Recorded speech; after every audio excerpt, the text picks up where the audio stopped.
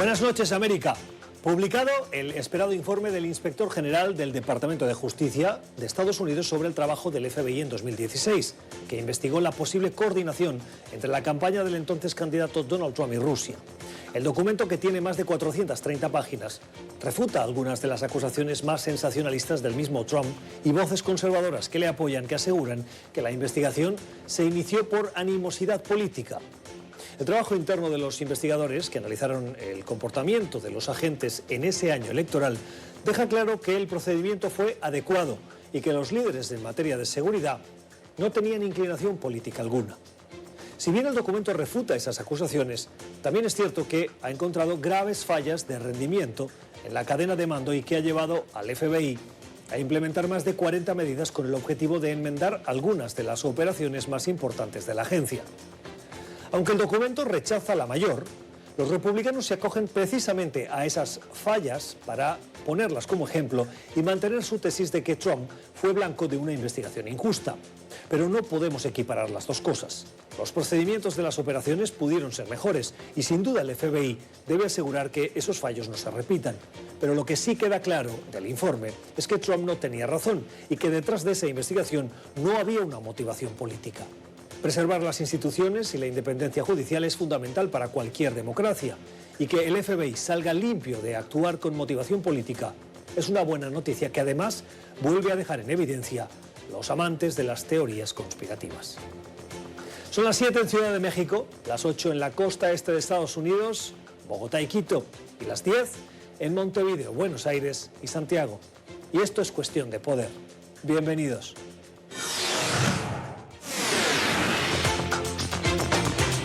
Hoy en el programa, abuso de poder y obstrucción al Congreso, los cargos oficializados por los demócratas en contra del presidente Donald Trump.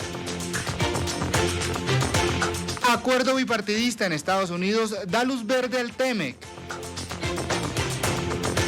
Analizamos la situación del crimen transnacional, Venezuela y el comercio ilegal de oro. Victory is winning for our country. Hoy comienza un cambio de régimen político. Desde nuestros estudios en Washington, la opinión, el análisis y las voces que nos ayudan a comprender nuestro mundo. Es cuestión de querer, es cuestión de poder.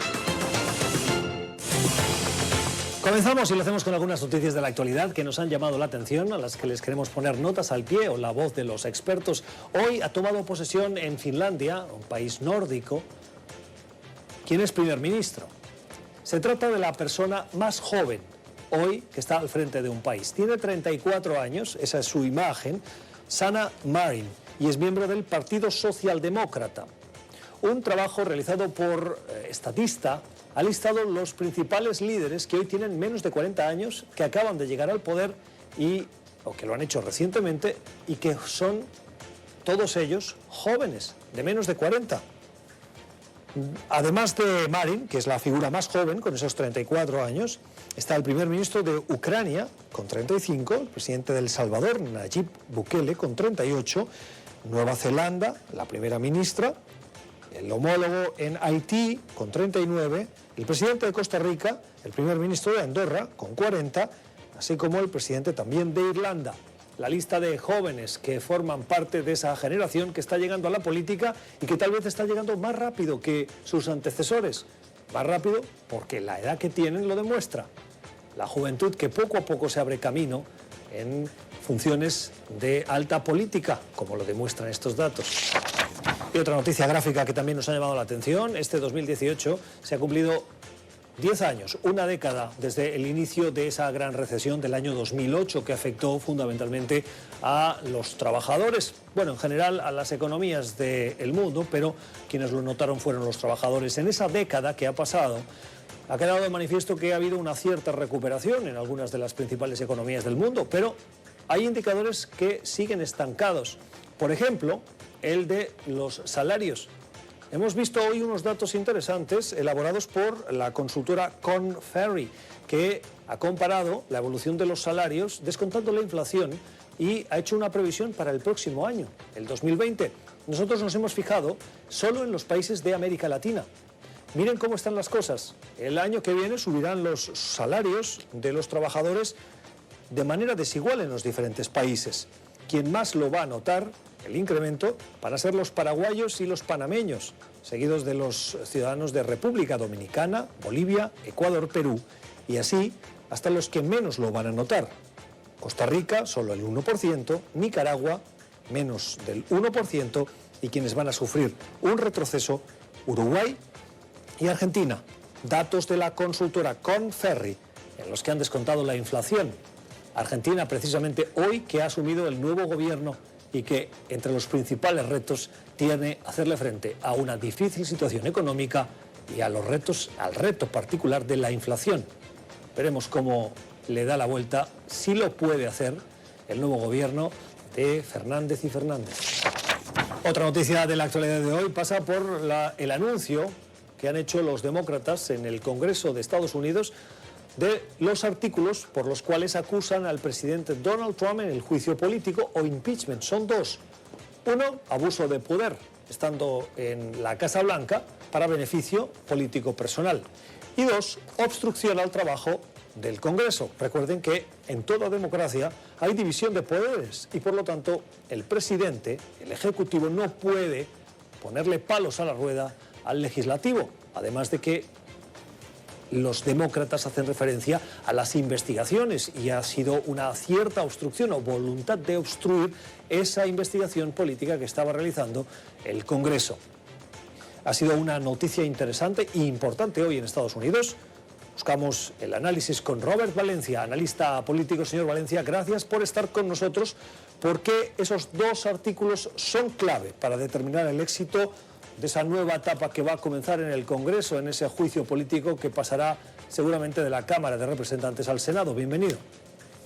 Bueno, lo que han hecho los demócratas en la Cámara Baja es ampararse en lo que dictamina la Constitución o lo que ellos han citado, lo que hemos leído de parte de los padres de la patria, en lo que se denominan los papeles federalistas, que es un documento que básicamente pone a disposición este tipo de poderes en donde si hay un presidente que abusa del poder o que obstruye al Congreso de realizar su trabajo, pues son motivos suficientes para adelantar un juicio. Con lo cual, eso es exactamente lo que han hecho los demócratas. Ahora, usted habla del éxito que esto puede llegar a tener, pues es algo debatible, en el sentido de que si llega a la instancia del Senado, que es lo que se espera, porque como bien sabemos, es el Comité Judicial el que va a adelantar la votación, y luego la Cámara de Representantes, con una mayoría simple, determinará si el presidente Donald Trump será llevado a juicio al Senado. Y esto, estamos hablando, este proceso podría tomar un espacio de aproximadamente una semana.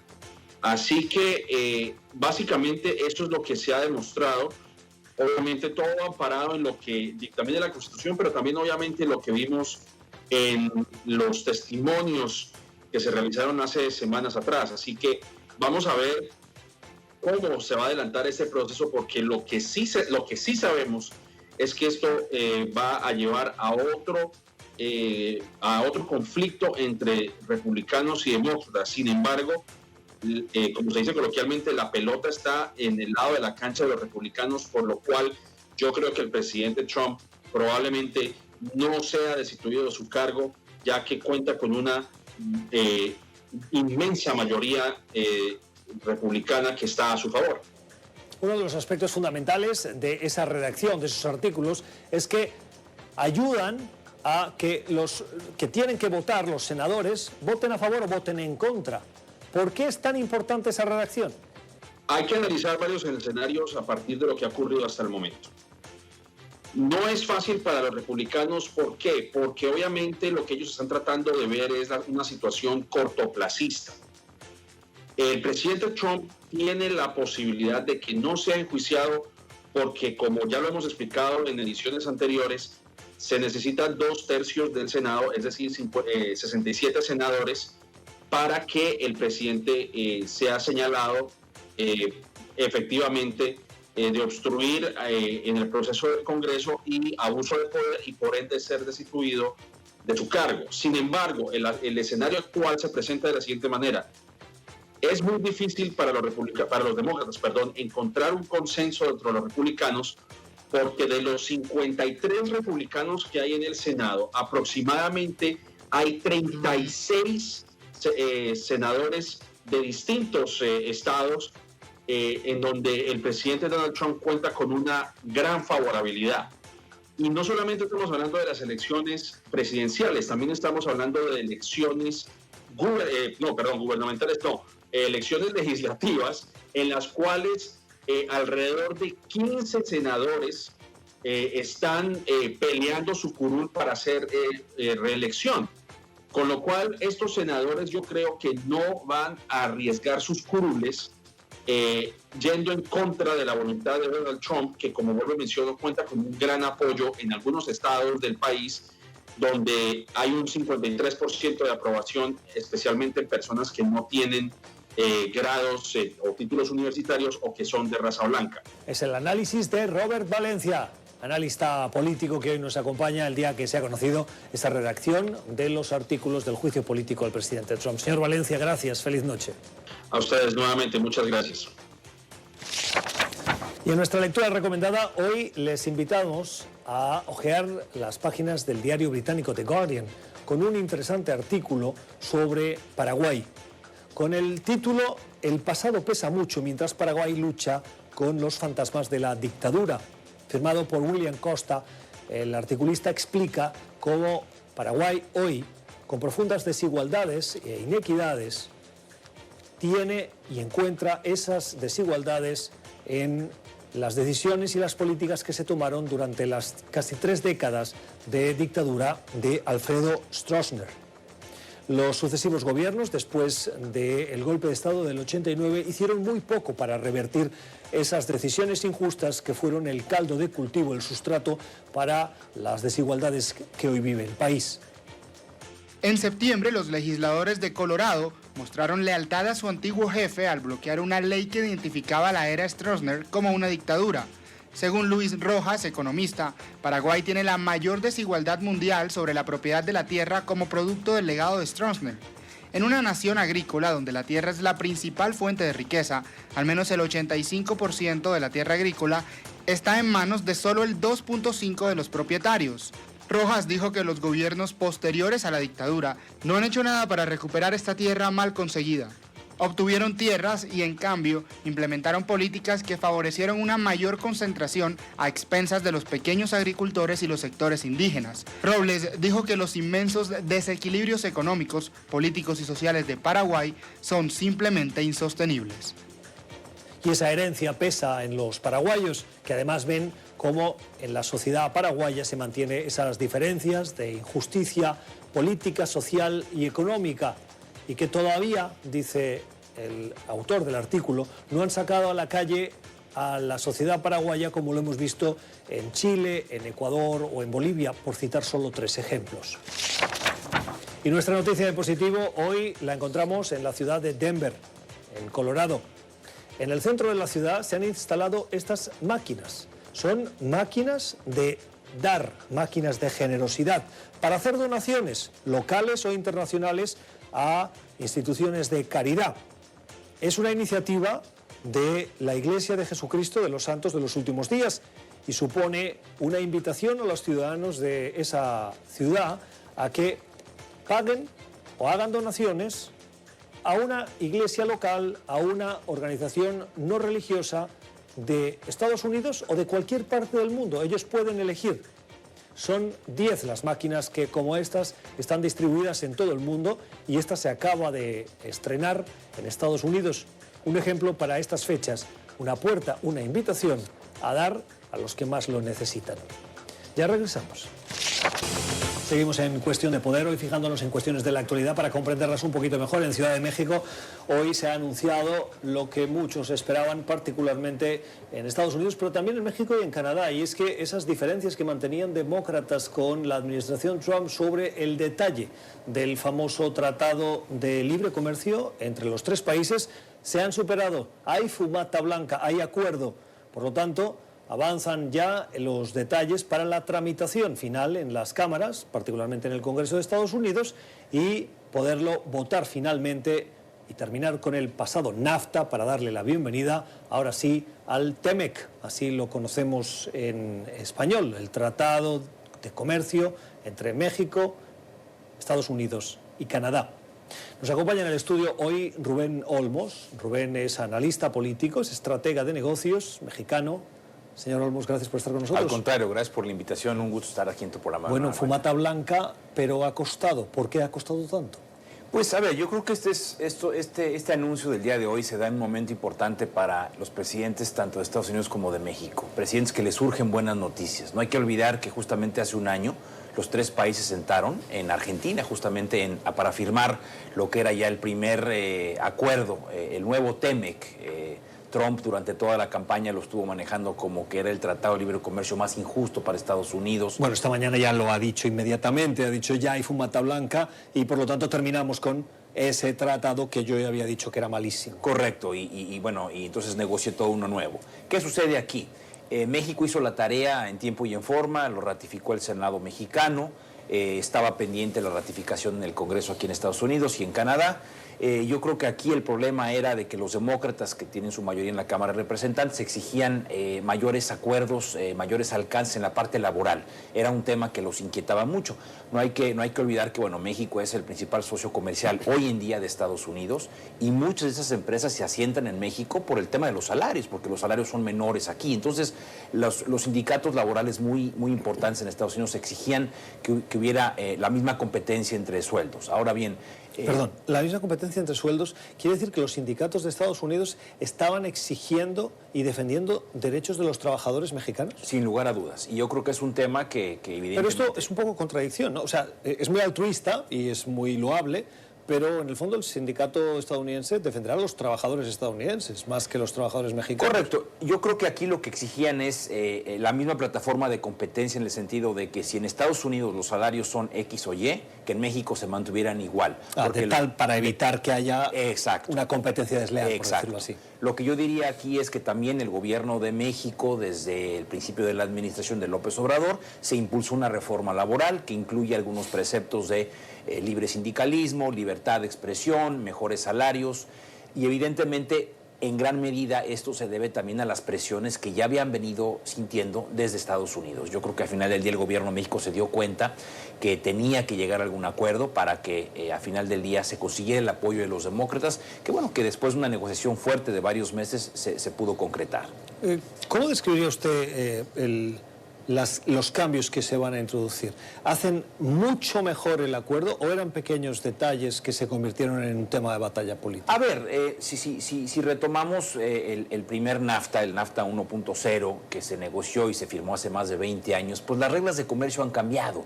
Hoy en día se comercia a nivel electrónico y en ese entonces no se comerciaba a nivel electrónico. Entonces había que meter mejores y nuevas reglas. Había que también buscar el tema, por ejemplo, México es un país que produce autos, es de los países principales exportadores de autos, manufactureras de autos, y tampoco las reglas estaban a la par con Canadá y con Estados Unidos. Que hay que reconocer, hoy en día los tres países tienen una cadena de producción amplísima, yo te diría la más importante del mundo. Muchas veces los productos van y vienen 2 o 3 veces tras las fronteras, entonces había que mejorar ese mercado y habría que ver por hacerlo más competitivo frente a otros mercados, por ejemplo en Asia y en Europa. Entonces sí era importante, no nada más porque Trump lo manejó en su campaña, pero era una necesidad, yo diría, modernizar el nuevo acuerdo de libre comercio. ¿Qué ganan los demócratas con estos cambios? Pues bueno, yo creo que los demócratas aquí lo que sacan en este momento tan complicado en la política de Estados Unidos, es decir, no solamente estamos enfocados en el juicio político en contra del presidente, sino estamos también viendo por la economía de la ciudadanía. No hay que olvidar, tenemos un año electoral el año que viene y los demócratas tienen que apelar a su electorado y decir, estamos promoviendo, gracias a nosotros y porque nosotros exigimos a Trump hacer los cambios, un tratado de libre comercio que va a beneficiar a los trabajadores. En este caso, pues a sus votantes, ¿no?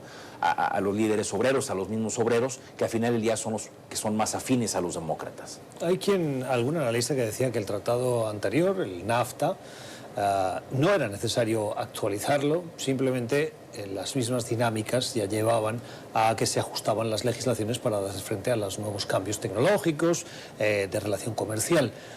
¿En qué se va a notar el cambio del nuevo tratado respecto del anterior? A ver, digo, la persona que te comentó esto, yo creo que al final del día sí, siempre se puede uno jugar a través de las reglas de la Organización Mundial de Comercio.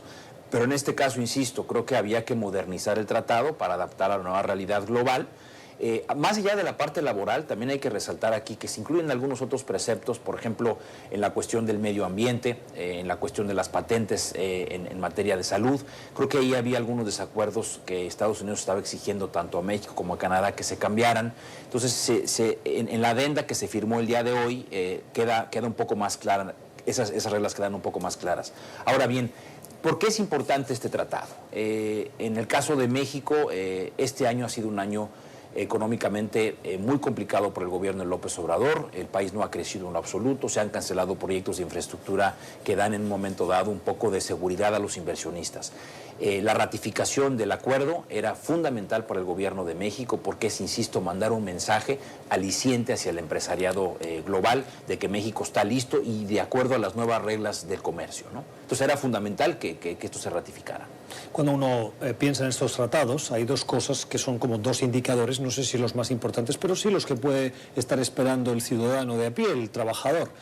Uno es que se creen más empleos y dos, que le mejoren las condiciones. El nuevo tratado va a suponer una mayor creación de empleo y una mejora de sueldos. Sin lugar a dudas, yo creo que, insisto, da certidumbre al inversionista, el inversionista que en un momento dado estaba pensando mover su fábrica de México a Asia porque las reglas del comercio no le iban a beneficiar, pues ahora ya con un tratado ratificado por los tres países se queda la planta en México y bueno, pues el obrero a final del día se queda en México y su situación laboral mejoraría y su salario, pues digamos que iría al alza. También no hay que olvidar, México es un país que a través de empresas mexicanas crea más de 7 millones de empleos en Estados Unidos. Hay estados fronterizos que dependen del comercio con México. Entonces, es decir, insisto, las tres economías han estado interconectadas durante los últimos 20 años y esto da certidumbre. Del lado de Estados Unidos creo que también es un gana-gana, hay que decirlo, tanto para Trump como para los demócratas, porque cada uno lo está vendiendo a su electorado. ¿Quién gana más? ¿Qué país gana más? ¿México, Canadá o Estados Unidos? Yo creo que en este caso México, yo creo que México le urge un poco más de certidumbre, insisto, para el sector empresarial. Los mensajes que han venido saliendo de la administración de López Obrador han sido muy negativos, insisto, México le urgen buenas noticias. Hace un par de días se llegó a un acuerdo con Estados Unidos en otro tema, que era el tema de la seguridad. Tú te acordarás, aquí lo comentamos en tu espacio, esta idea del Departamento de Estado de catalogar a las organizaciones de crimen organizado como organizaciones terroristas. López Obrador logró negociar con Trump para que esto no se diera. Entonces, urgen buenas noticias a México. Y yo creo que la ratificación ya por fin entre los demócratas y los republicanos aquí en Washington es un aliciente para México. Ahora, no hemos hablado del tema de Canadá. Yo creo que también Trudeau, que fue un tema que durante su campaña de reelección manejó mucho, a final del día creo que le puede llegar a dar a su electorado pues un dulcecito, por decirlo así, ¿no? Se logró negociar un nuevo acuerdo. Recuerdo siempre que cuando se habla de la inmigración, particularmente la inmigración latina en Estados Unidos, hay quienes siempre explican que este país se paralizaría si no estuvieran los latinos.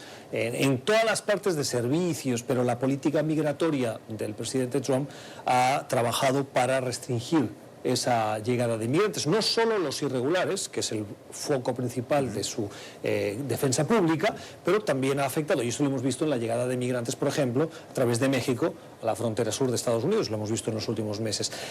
¿El texto del nuevo acuerdo tiene alguna particularidad, algún capítulo que haga referencia a política migratoria o inmigración? No lo tiene, pero yo creo que es implícito que al crear empleos y al dar oportunidades y mejores oportunidades de inversión, se van a abrir oportunidades temporales de empleo. Hay empresas ya norteamericanas que están alojadas en la frontera de Estados Unidos con México, en el lado mexicano, que están empezando a abrir de trabajo temporal a aquellos indocumentados de Centroamérica que están a la espera de que su situación migratoria se solucione en Estados Unidos. Entonces, sí se abre la posibilidad de crear empleos temporales. El tratado no lo especifica, pero la misma economía que se va dando va a permitir esos trabajos, pero no aborda una parte migratoria el acuerdo. Bueno, lo seguiremos viendo. Rubén Olmos, gracias, siempre un gusto escucharte. Al contrario, gracias por la invitación. Seguimos, esto es Cuestión de Poder, ya regresamos. Tiempo para el análisis en cuestión de poder hoy para fijarnos en un problema que se deriva de la crisis por la que atraviesa Venezuela y es el de la minería ilegal, particularmente la minería ilegal de oro. Tiene consecuencias porque está dando espacio y fomentando de una manera indirecta el crimen transnacional, la violación de derechos humanos y está siendo utilizado, según expertos, por el régimen de Nicolás Maduro para sortear las fuertes sanciones internacionales que pesan hoy sobre el gobierno de Venezuela a través de esa minería ilegal. Hay un dato que nos llama la atención y que da dimensión a esa crisis. Solo en el año 2014, al menos 160 toneladas de oro venezolano se movieron a través de islas del Caribe con destinos internacionales poco claros. 160 toneladas. Hoy Venezuela, el 12% de su territorio nacional está compuesto por esa cuenca minera que podría acabar, si se explotase de una manera intensiva, creando a Venezuela o situando a Venezuela como el primero o segundo país en producción de oro del mundo. Hemos invitado a dos expertos para abundar hoy sobre esta cuestión que muchas veces por el ruido político pasa desapercibida, pero que sigue siendo una realidad complicada en el país suramericano. Me acompaña en el estudio esta noche Sasha Leshnev, es director adjunto de política del Enough Project, es experto en temas de paz y conflicto y responsabilidad corporativa en África Central y es miembro del Comité de Gobernanza de la Alianza Público-Privada para el Comercio Responsable de Minerales. Señor Leshnev, gracias por estar con nosotros. Welcome to the show. Thank you for having me. Y también está en el programa hoy Frédéric Messet, es codirector de la Red de Monitoreo de Crimen Organizado en América Latina. Es doctor en Ciencia Política y Relaciones Internacionales de la Universidad París III y dirigió los informes de la OCDE sobre minería de oro en Colombia en los años 2015 y 2016. Señor Messet, gracias por estar con nosotros. Muchas gracias por la invitación. Quiero pedirles, para comenzar, que nos ayuden a dimensionar la gravedad de la crisis. Señor Leshnev, usted conoce bien África. El problema de esa minería ilegal y los derivados que hoy tiene, ¿cuán importantes son? ¿Cuán importante es esa crisis? Claro, el conflicto del comercio de oro es muy importante en varios países donde ha estado sirviendo de combustible, por ejemplo en la República Democrática del Congo en los últimos 20 años, y el comercio de oro reciente ha sido una fuente de ingreso importante para el régimen de Maduro. Como sabemos de varios reportes, los miembros del régimen han trabajado con grupos criminales y han exportado el oro a mercados internacionales. O sea, ¿el régimen de Maduro hoy es el principal instigador a este crimen transnacional vinculado a esa minería de oro? Nosotros entendemos que con el embargo al petróleo, el régimen ha utilizado como principal fuente de ingresos la venta de oro. Creemos que sea oro de minería y oro de barras. Creo que también sale oro de Venezuela que es traficado de países vecinos como Colombia y las islas vecinas. Entonces, Maduro acude a diferentes aspectos del comercio de oro. Señor Messet, el crimen que está amparado, por lo que escuchamos ahora, por ese régimen de Maduro. Usted ha trabajado mucho esos informes que explicaban las consecuencias y la gravedad de esa actividad ilícita. Creo que hay que volver un poco atrás para entender bien esa dinámica de la minería ilegal en Venezuela. En 2016, el régimen de Nicolás Maduro creó el arco minero para fomentar la producción minera del país, que la mayoría de esa producción ya existía, pero salía de manera ilegal del país. Entonces, el régimen, para intentar de diversificar los recursos financieros con la caída de la producción petrolera de Venezuela, intentó fomentar, desarrollar esa producción. Lo que hizo es que entonces utilizó algunos actores armados ilegales, como el ELN, por ejemplo, para regular la actividad minera. Antes, la gran mayoría de esa producción era exportada ilegalmente y el régimen de Nicolás Maduro no beneficiaba de esa producción. Entonces intentaron cooptar algunos actores para controlar, para regular la actividad y para captar parte de esa renta ilegal para los beneficios propios de ellos y parte también para entrar en el Banco Central. Claro, pero un gobierno tiene la potestad de regular los recursos naturales de su territorio nacional. ¿Dónde está la anomalía del régimen de Maduro, particularmente en esa región del país, que genera esos recursos que de manera lícita un gobierno podría exigir como regalías o como explotación de su territorio nacional, de su riqueza nacional, para las arcas del Estado? La anomalía es que hay una, digamos, confusión entre lo legal y lo ilegal y lo estatal y no lo estatal. En Colombia, por ejemplo, el Estado colombiano está regulando, está controlando, está luchando contra la minería ilegal para fomentar la producción legal o la extracción lícita, del oro. En Venezuela, el propio régimen está utilizando algunos agentes ilegales para captar parte de esa renta ilegal y beneficiarse personalmente de esa renta ilegal. ¿Quiénes son esos que se benefician? Algunas personas que pertenecen al régimen. Es decir, hay una parte de la producción que entra en el Banco Central. Oficialmente, todo el oro producido debe ir hacia el Banco Central. Sabemos que la mayor parte de ese oro anteriormente era exportada, contrabandeada a otros países. Hoy en día, una pequeña parte de esa producción ilícita va hacia el Banco Central para mostrar, digamos, cifras oficiales, pero la mayor parte sigue siendo contrabandeada de manera ilegal por algunos actores armados ilegales o redes mafiosas, y otra parte entra oficialmente a través de actores estatales, se beneficia a algunas personas, a algunos individuos, pero no aparecen necesariamente en las estadísticas. Esta descripción que está haciendo el doctor Romacé, con la experiencia que usted tiene en África, ¿qué similitudes tiene? Es decir, ¿es nuevo esto de ver que recursos naturales de un país son utilizados para beneficio personal de los miembros de un régimen no democrático y oscuro en beneficio personal?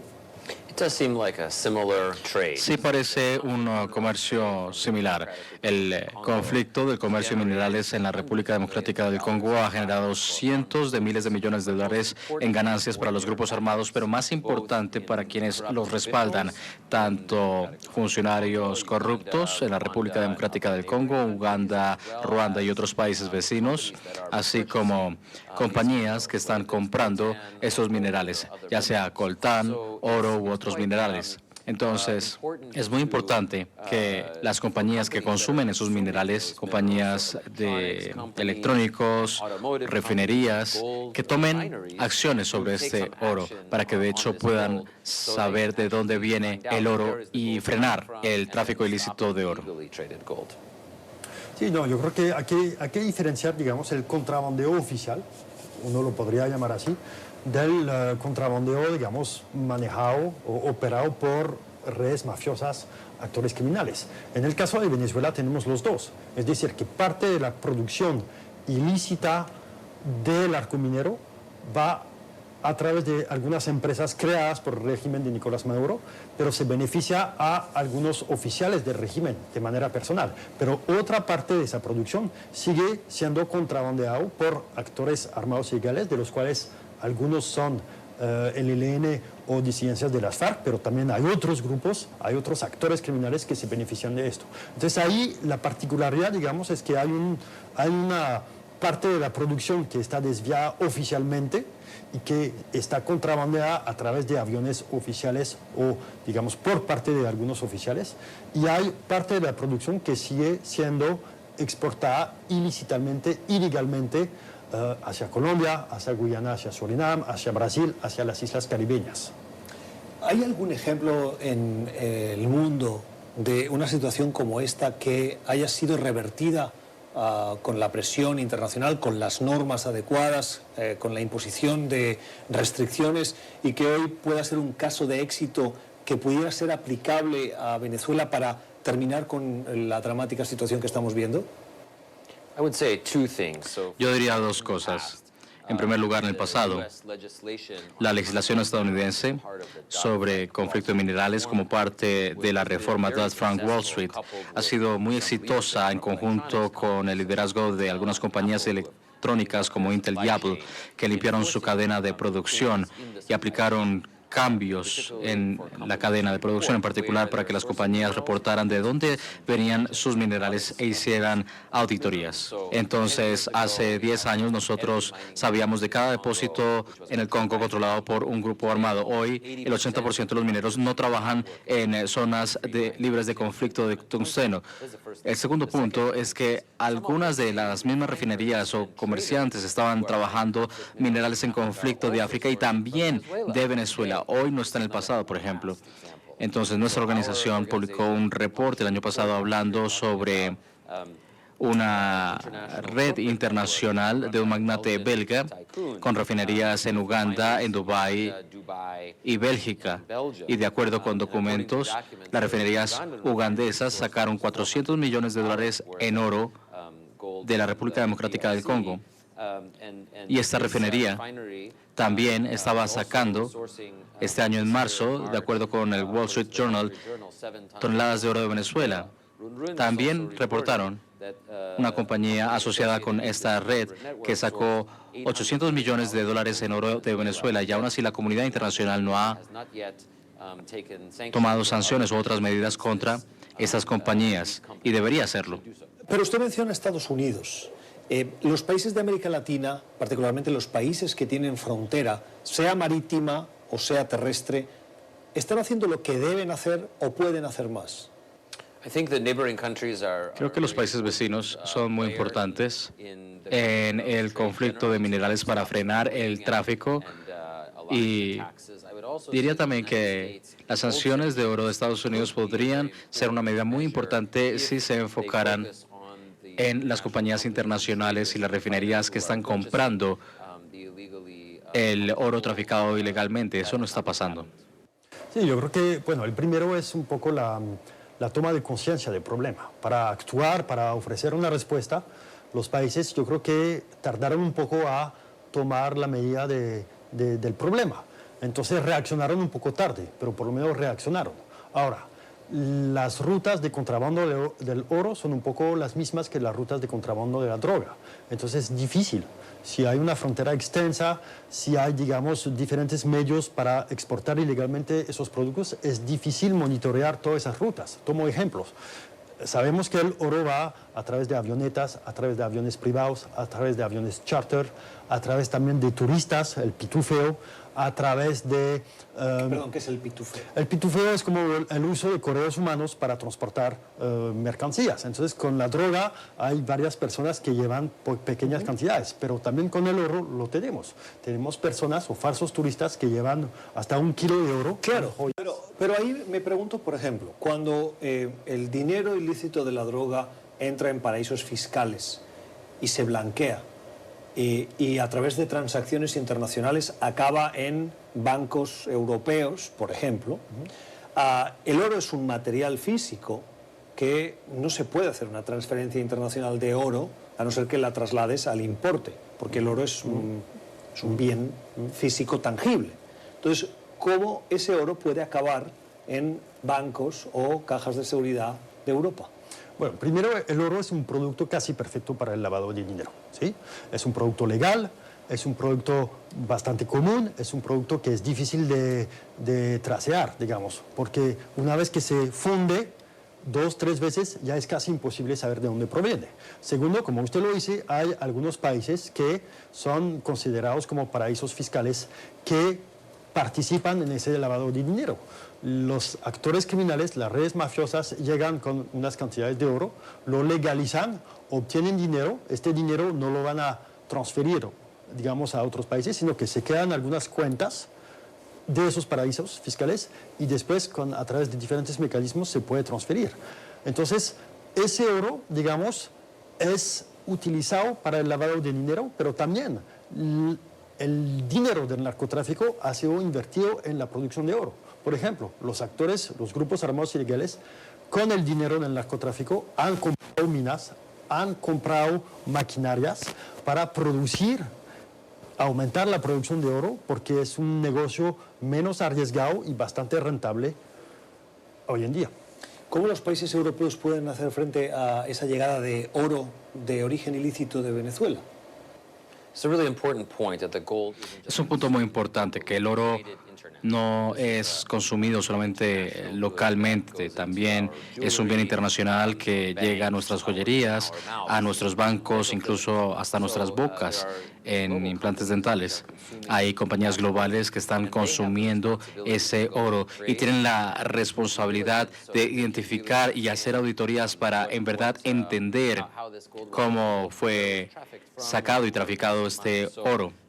El Grupo de Acción Financiera Internacional sacó una lista de puntos rojos que los bancos y cualquier compañía debería seguir. Y eso, francamente, no ha sido implementado para nada. Entonces, las Naciones Unidas, los ministerios de finanzas de Estados Unidos, así como de otros países, deberían, en verdad, acordar algunos actores clave en el sector y hacer cumplir esos puntos y preguntar cómo los han implementado para que puedan identificar y utilizar esas medidas para ayudar a erradicar la minería ilegal.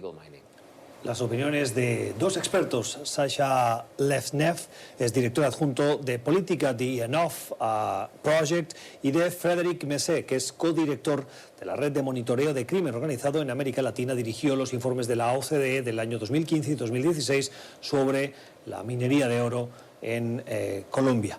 Gracias a ambos por haber estado con nosotros. Un tema relevante que, como decíamos al principio, a veces queda escondido en la actualidad política, pero que continúa siendo una fuente, uno, de ingresos para el régimen y dos, de problemas, que estimula el crimen organizado en una parte muy concreta, muy particular de Venezuela, y dos, el motivo de violación sistemática de derechos humanos en esas zonas poco controladas por el gobierno. Gracias. Thank you for being here tonight. Esto es Cuestión de Poder. Ya regresamos.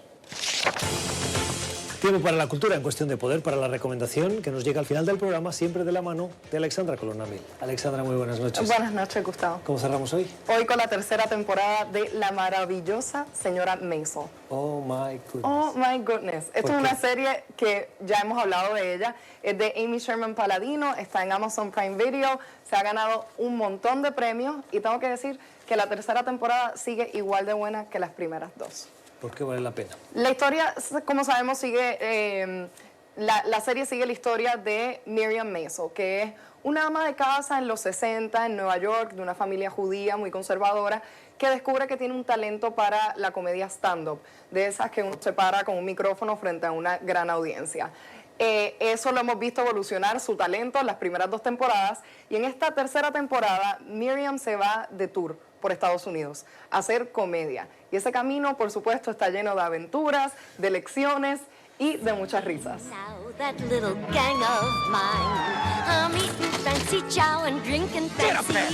1960, an unmarried woman will take the pill so she can have as much sex as she wants. I'd like those Stumbo bums to see for a fact. And a married woman will just have a headache and call it a night. This is the first of a million tours.